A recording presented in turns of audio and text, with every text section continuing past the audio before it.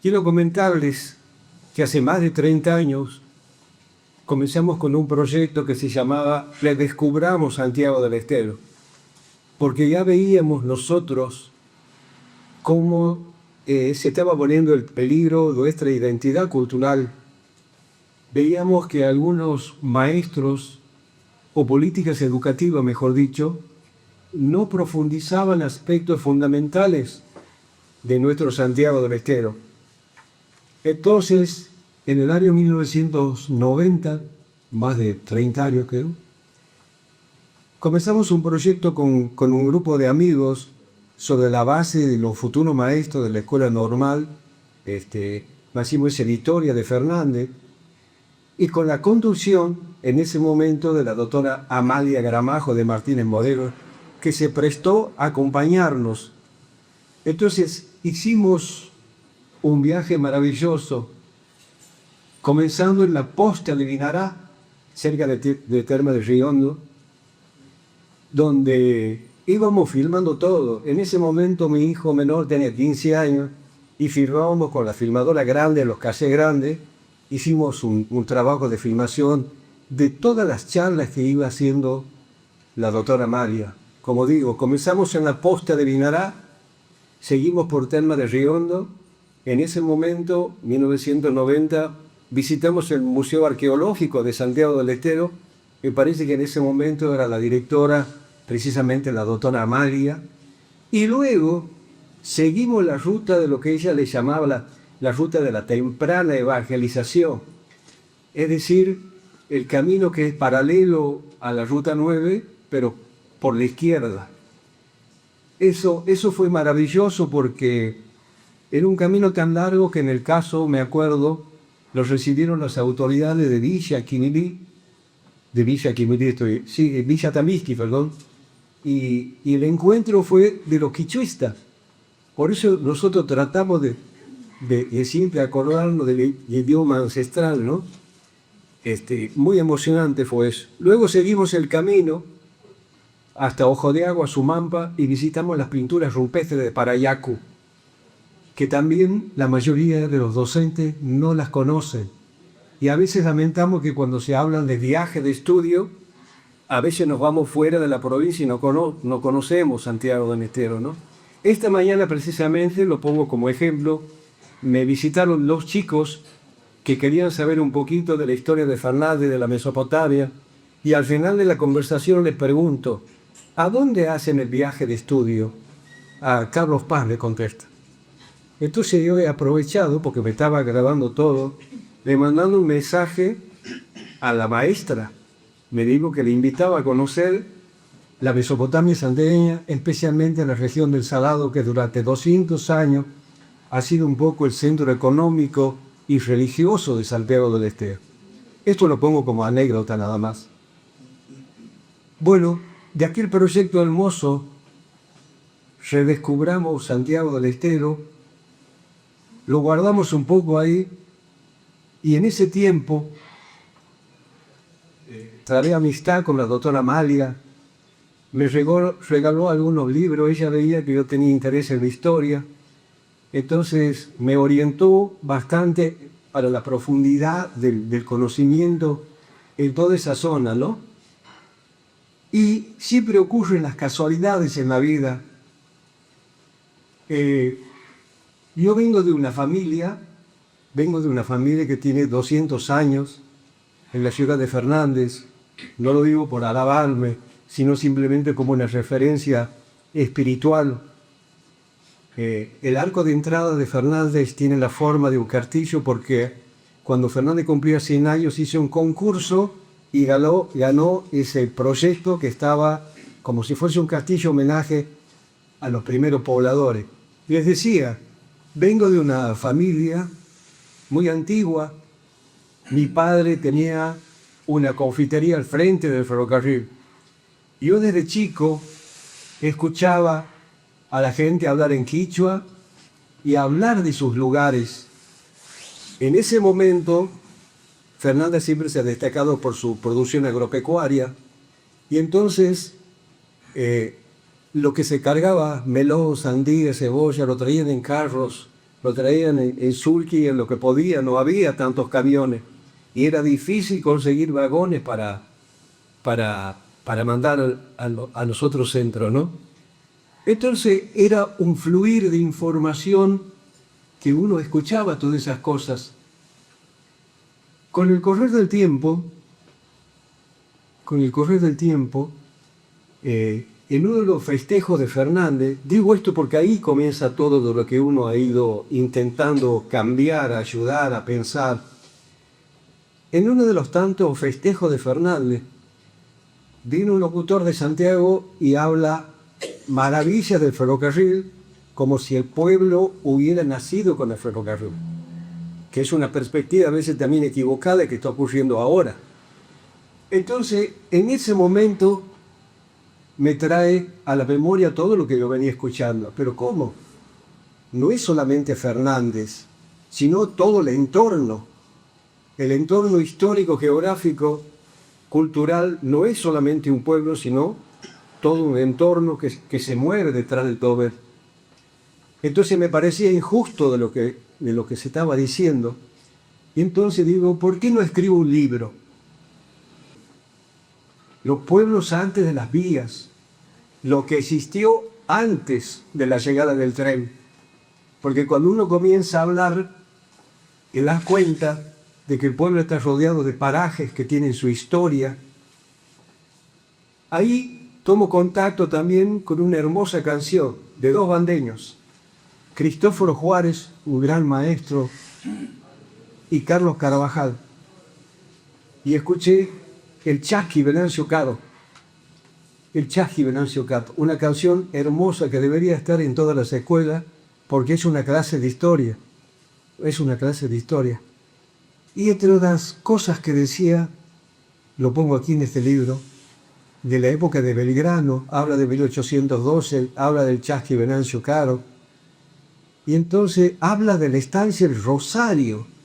Yo había escuchado de chico de la estancia El Rosario, alguna vez me fui por ahí, porque mi padre, que le gustaba la política, hacíamos reuniones en esa estancia del Rosario. Y te decían, este es el camino del Bracho. Empiezo a investigar, a hablar con los pobladores, y efectivamente por ahí pasaba el camino del Bracho. No era tanto a Villa Matará, sino camino del Bracho.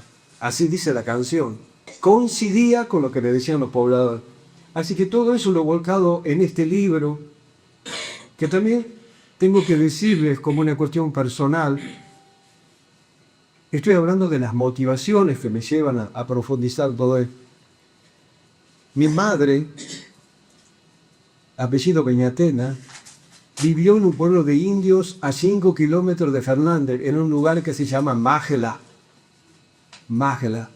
En ese lugar, don Jesús Fernández encontró una vasija funeraria y tiene ese nombre, la llevaron, está en este momento en la Universidad de La Plata. Digo esto como elemento complementario de las cosas que estoy diciendo. Mi madre, que vivía ahí, en ese pueblo de Masla, me contaba de chiquita que cuando llovía pasaban las puntas de flecha y los cacharros por ahí.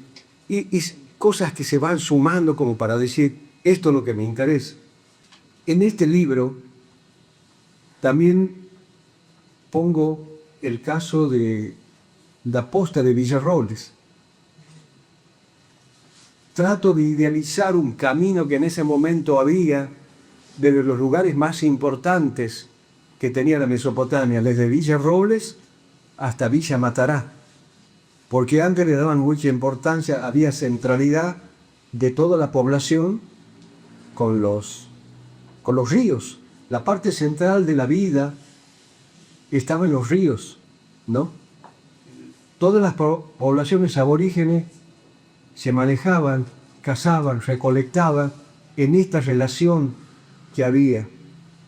Este espacio de la Mesopotamia santiagueña, que algunos escritores o algunos investigadores le dan como 8.000 años, uno se tiene que imaginar todo lo que ha ocurrido. Los lules al norte, comechingones al sur, los tonopotés, pueblo de los juríes, como dice mi amigo Antonio Castiglioni, que era palabra se ha ido deformando, juríes con los yuri, con X, se ha ido transformando en juríes, que es el suri en definitiva.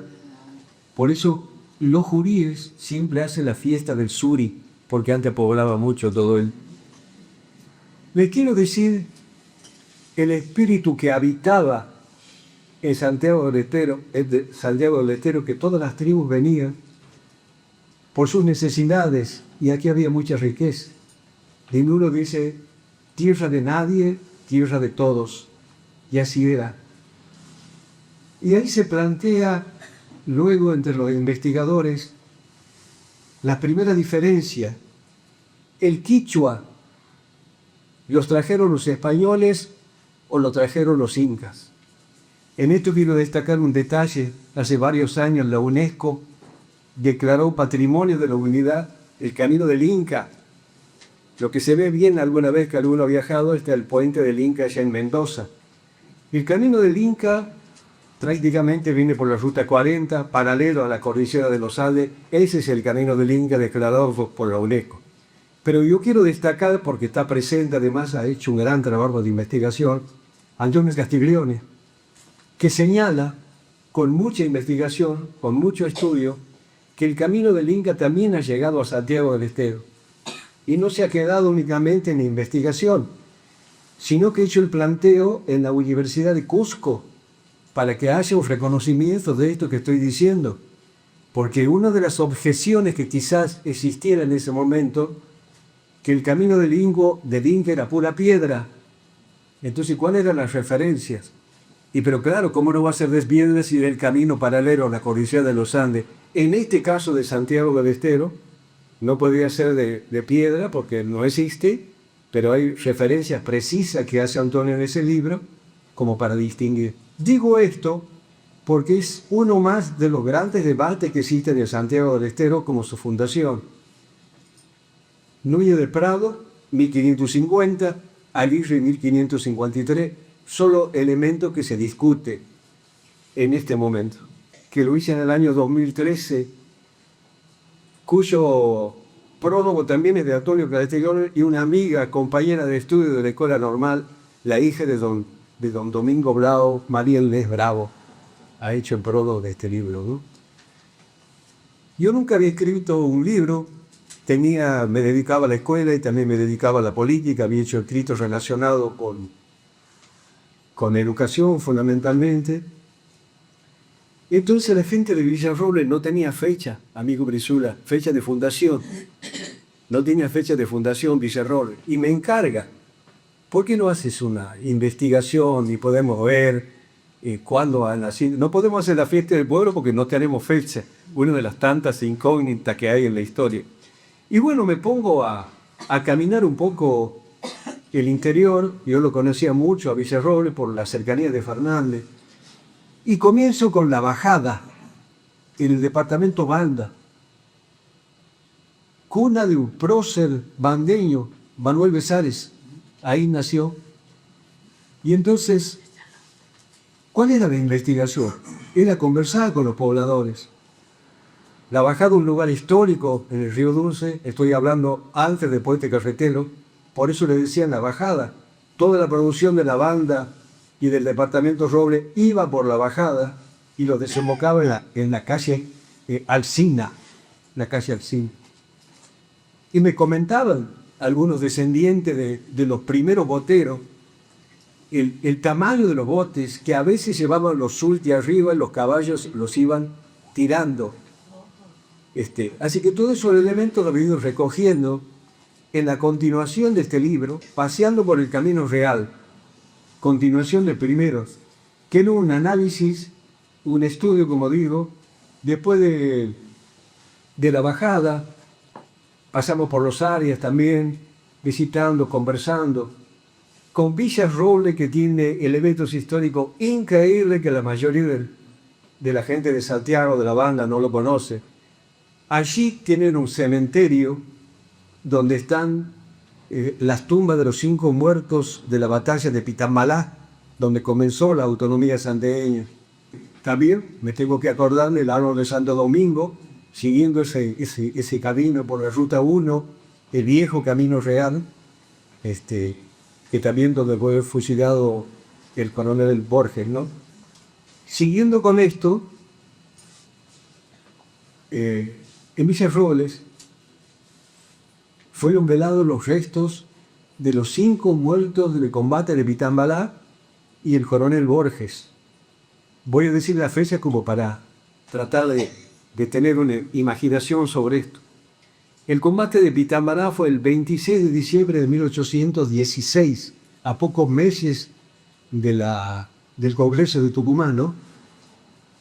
Y el fusilamiento de Borges fue el 1 de enero de 1817. Uno se tiene que imaginar en aquellos tiempos, con aquellos caminos, de qué manera, con qué esfuerzo, con el apoyo de la población, logrado llevar todos los cuerpos a una capilla jesuítica que existía en el cementerio de Villarroble. No sé si ustedes conocen el cementerio de Villarroble. Tiene la particularidad que está en el centro del pueblo. En el centro del pueblo. Atrás está la capilla. Con mucho dolor tengo que decir que ese espacio de la capilla ha sido vendido a alguna familia que quería terrenos dentro del cementerio y han vendido parte de la historia. Sobre esto que estoy hablando, luego hicimos una excursión con amigos, diputados, periodistas, profesores de historia, investigadores. Habremos sido como 20 personas que íbamos contando y relatando todo esto hasta llegar a Pitambalá. Pitambalá, para que ustedes se ubiquen, está a 20 kilómetros de Berea Pozo. Allí hay una comunidad tonocotés y ha sido muy difícil entablar conversaciones con ellos. Pero gracias a Dios, y luego de algunas preguntas por qué andábamos, nos han llevado al lugar donde se realizó la batalla de Pitambalá, ¿no? Habrá sido dos manzanas más o menos. Hay que acordarse que las fuerzas que combatieron contra Borges eran 3-1. Eran 1000 soldados contra 300 soldados santiagueños. Además, con una particularidad, y también me tengo que acordar de la doctora Amalia, ¿no? Ella hablaba que hay un momento en Santiago de la ruralización de la vida.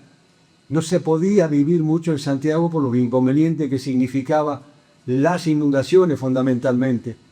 Entonces las familias principales tenían sus estancias en la Mesopotamia, o cerca del río Dulce o cerca del río Salado.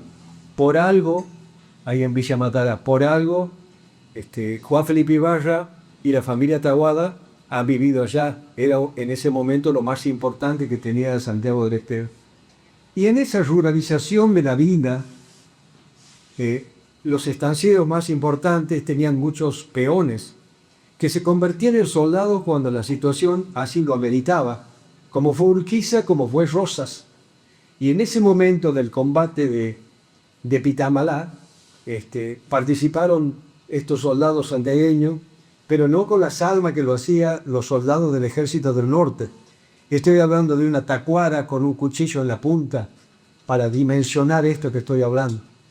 Arauz de la Madrid, que era el jefe tucumano que luchó contra Borges, en sus memorias cuenta la valentía de los soldados santiagueños que con esas pocas armas se atrevieron a luchar por nuestra tierra. Y ahí comenzó el espíritu de la autonomía. No hay que olvidarse que recién la autonomía la vamos a tener 3 años después, el 27 de abril de 1820. Esta excursión también nos ha permitido conocer a nosotros un ingenio azucarero en Colonia Pinto. Lo que existe ahora es la base que nos permite más o menos dimensionar la altura de ese ingenio. Estoy hablando de la chimenea, ¿no? En ese momento, según la doctora María Mercedes Trentin, había 5.000 personas trabajando entre los que cosechaban el azúcar y entre la gente que trabajaba en el ingenio. Siguiendo este camino, bueno, llegamos a Vitamará y de pronto se da una coincidencia. Empiezan a aparecer otros docentes jubilados con la misma preocupación, docentes en actividad, se interesan mucho las dos universidades y entonces constituimos un grupo importante de aquellos 10 primero que teníamos este grupo de andar, de preguntar y de investigar. Hoy tenemos un grupo, esta red tiene casi 200 personas, casi 200 personas. Hay una sola condición que le ponemos a todos aquellos que quieren integrarse a nuestra red: no hablar de política partidaria.